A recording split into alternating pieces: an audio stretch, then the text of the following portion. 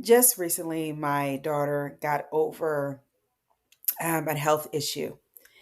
And one of the things that she said, Mom, I need to listen to my body. I need to listen to those symptoms, how I'm feeling after eating something. And I said, Bingo, Kayla, bingo. For a long time, I have been sharing the importance of eating healthy, of moderation, of balance, of variety, because it's so important to realize that the foods we eat nourish not only our bodies, but also our minds. From vegetables, lean meats, um, seeds, protein like lean meats and seeds and nuts, fruit, dairy, grains, those major classes of foods and the nutrients they provide. Now, obesity and overweight didn't happen overnight. Many of which, as a health coach and integrated nutrition health coach and a lifestyle coach, as well as over 20 years of healthcare experience, part of that as majority of that as a nurse, I've witnessed, observed many myths that circulate around obesity. That it's not just eating inappropriately or over excessive or excessive eating, but there are many other causes of obesity and being overweight. When you think about the genetic blueprint of an individual. I always say that the risk is there, but it doesn't mean that you have to experience that risk. Um, certain medications can put us at risk for gaining weight, including beta blockers, including some of our antidepressant medications. They can steroids. They can increase weight because of how steroids act with our bodies. They actually can impede our insulin, which helps to maintain blood sugar, helps in effect helps to maintain adequate weight. We have just overall mental health issues, depression, anxiety, many of which often we'll find ourselves eating to manage our emotions and our feelings, to manage anger and depression, frustration, guilt, shame. That's nothing new. But when we're talking about creating a generational love cycle, we're talking about becoming one with our truths, becoming one with our bodies, listening to our bodies more, telling our children, talking to them about food and its place in our lives as the fuel for our divine body. Now, I say that because I do want to make sure and understand that there are other medical things that occur in life, but even including, and I didn't mention thyroid. Our thyroid gland is the kind of like the chief um, organ or gland that help regulate our bodies, to help regulate our metabolism. And when that is off whack, and it could be stress, it could be autoimmune disorder, just so many things that revolve around weight and being overweight, being underweight, also to obesity and severe obesity. And just want to make sure that it's not in any way to demean or to speak negative about anyone. This is more about when it comes to lifestyle changes, when it comes to when we know we're not taking in the right foods, when we are managing our emotions with our foods, when we are as many of us on the run, always doing something, whether we're in the car, rushing around. I've done it, and I even recently with my children, and how you give that okay to eat in the car, or give the okay to eat in front of television, or whatever they may be doing, where they're not conscious of the foods, the fuel that they're eating, how much of it, majority of the time, because I'm fixing their portion sizes. I'm including variety in vegetables and pastas and lean meats as much as possible. But how we as caregivers and parents can help our children to be more conscious of their foods, to be more conscious of what they're eating, because there are so many um, different mechanisms to lose weight, um, to maintain a regular weight. Especially when you talk about obesity and being overweight, you have the different surgeries, bariatric surgeries, which even them, they have certain requirements of having a body mass index, which is what they use to measure if you're at a healthy weight, underweight, overweight, or obesity, or severe obesity, etc. Typically, when you start getting a BMI of 25 to 29, that's considered overweight. And then 30 or greater, you start getting into severe obesity, and then severe obesity. And again, BMI really takes the height and the weight of the person. And many healthcare providers use that to kind of say if you're, over at the weight you should be. But again, when we're talking about, being overweight or underweight, we put ourselves at risk for other health conditions. When we think about the obesity is considered a chronic health condition in itself. When we think about cardiac disease, we think about pancreatitis, we think about all these other diseases that involve our organs. Anytime you're not at adequate weight or have adequate nutrition, we put a strain on our organs. Our heart. If you think about just being overweight, there's more body mass there for the heart to pump those nutrients to. That blood supply and those other vitamins and minerals, etc.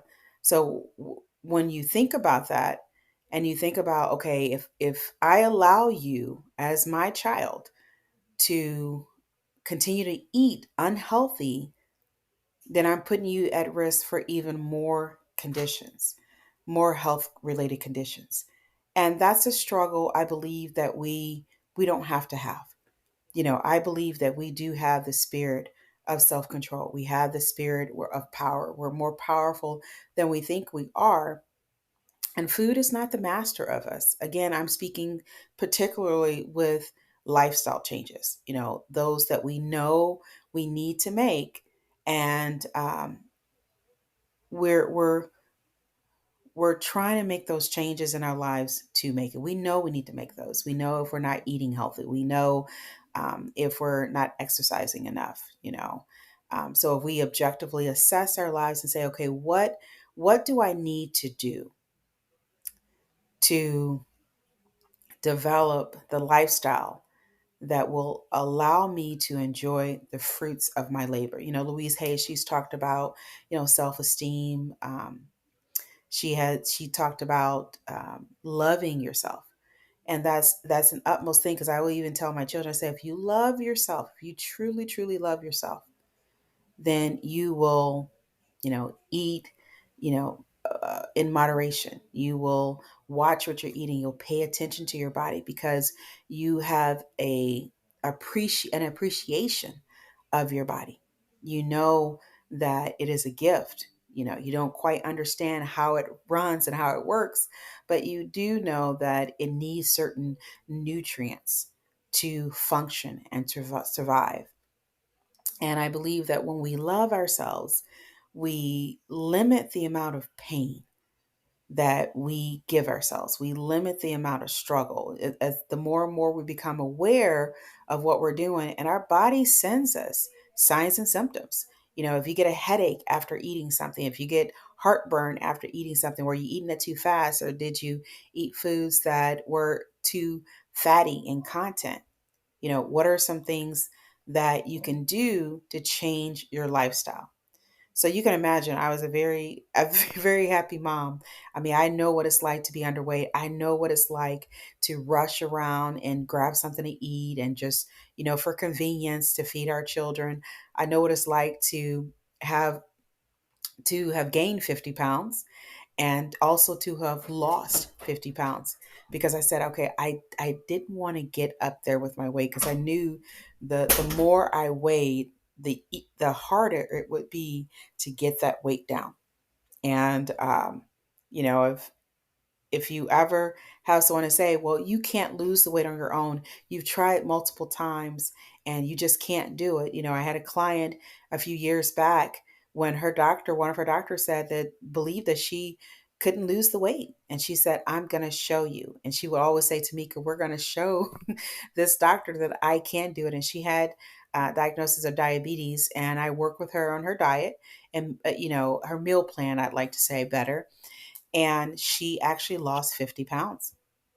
And the doctor was amazed of it.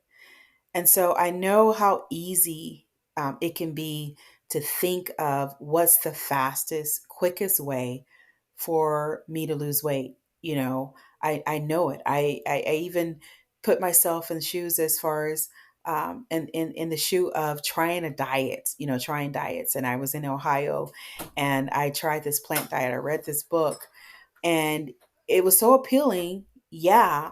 But when I actually got to eating the food, I said, I can't live like this. I can't just be counting how many avocados I eat, how many salads I eat. This to me, this is not freedom. To me, this is living by food instead of having the food to nourish my body. I'm living for food instead of, having it in its rightful place. And so I've seen that with proper exercise, nutrition, how well we can maintain our weights, how well we can lose weight without the influence of medications, without the surgery. I've never been 200, 300 pounds. Again, it was my thing to get down from that, to not get up too high, because I know how it is to lose weight when you get up to a certain level. And so I continue, some of the things I do as a parent is that, I used to be a certified diabetes educator and of course my nursing background and health coaching that, I started showing my children portion sizes.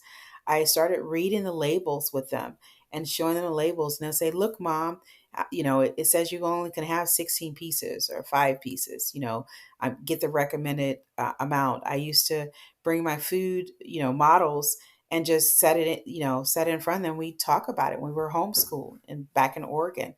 I also too would, when we discuss health, I would discuss, how your body needs certain nutrients. And I know it's easy to say, well, you have a background, but anybody actually can do this, as far as um, if you're able to read the material. If not, grab someone who can help you to incorporate this into your lifestyle. That there's always a way to get something done is what I'm saying. There's always a way to get something done. It doesn't necessarily have to be you specifically. It could be talking to the doctor. It could be talking to a friend and say, hey, I really want to do better with my children. I really, the people that I'm caring for, um, can you help me educate them? Can you help provide information? Taking them to classes. Often you'll have free community classes, diabetes classes on cooking. And that sometimes there'll be events out, health fairs, that they'll be talking about nutrition. So if you put your mind to it, if you really think about, okay, what is it that I can do? And if I can't do it, what are some opportunities that I can embrace to have a healthier family? Because it's worth it. It's one thing, seeing yourself struggle. It's another thing when you actually see your children struggling. And it's not a time for guilt. It's more of a time for, I have to act. I have to do something now. because there are so many myths regarding eating habits. One of them I had when I was in Ohio, and I thought, oh, I could just eat whatever I want and then just exercise it off. And then I realized real quickly, really quick, that I can't just do that. I actually, anything that goes in my body is going to have an effect. So if I'm overeating, my pancreas is going to shoot out a lot of insulin to get that sugar into the cell, especially with pasta, etc. And that's what I would run into with many people that exercise and were really fit. But this was what they were doing. They were skipping meals and eating large meals. And then you run into other myths, where, some men would say, I'm eating like a king. Or men and women would say, I was raised that you had to eat everything off your plate before you can leave the table. So it's like dismantling those myths, and that's what create a generational love cycle is about: is dismantling those thoughts that created this cycle of pain, that created, overweight and obesity and hypertension and all these other, not just physical problems or issues that we're having, chronic health conditions, but also the mental ones, and dealing with those and knowing that the more that we are overweight or we don't like ourselves, the more anxious we get, the more depressed we get, and the more we have, we can use foods to soothe us, to calm us, to put us in a better mood. But it's until we get to the root of the issue, because I as a working professional, I've seen it where people have, taken the surgery route, and I've also seen it where they've gained weight. And often that is sometimes often the case, where they actually have the surgery, but they didn't get to the root of the problem, even though they may have seen a nutritionist, a psych professional. They still didn't get to the root of why they were the weight they were.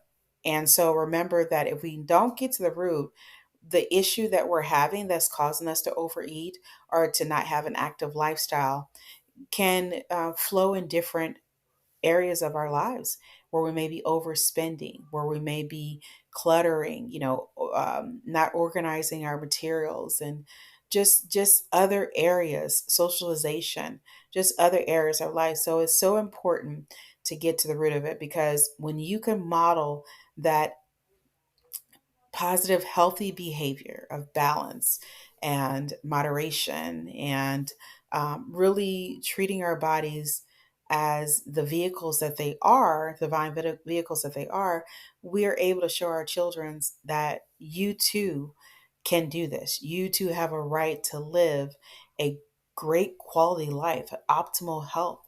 You too have the right to respect your body and put the proper nourishment in it.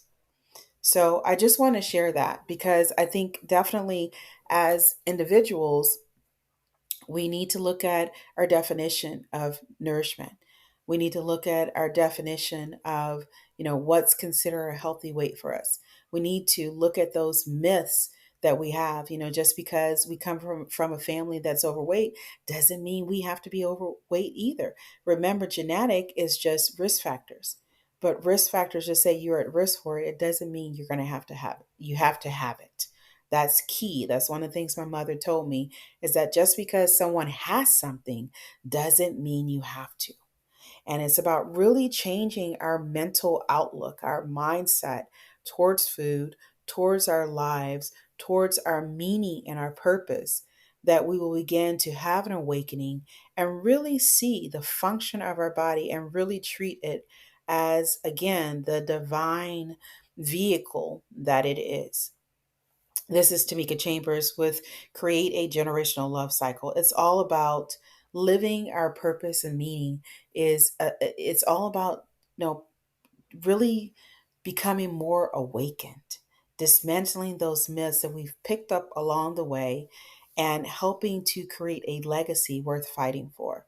I've started my newsletters on Notes on Life, and I will leave that in the informational section of this podcast. And I would love for you to join that weekly empowering messages. I'm now sharing my mother's life principles, her lessons that I've turned into life principles. And I would love to share that with you too, as well, because I feel like everyone should know these. I've used them in my personal and professional life, and I've seen such a positive difference, a positive effect in my life as well as in those in my professional and personal life. So, all right, you guys, take care of yourself as always. Make this lifetime great because no matter what, you still can.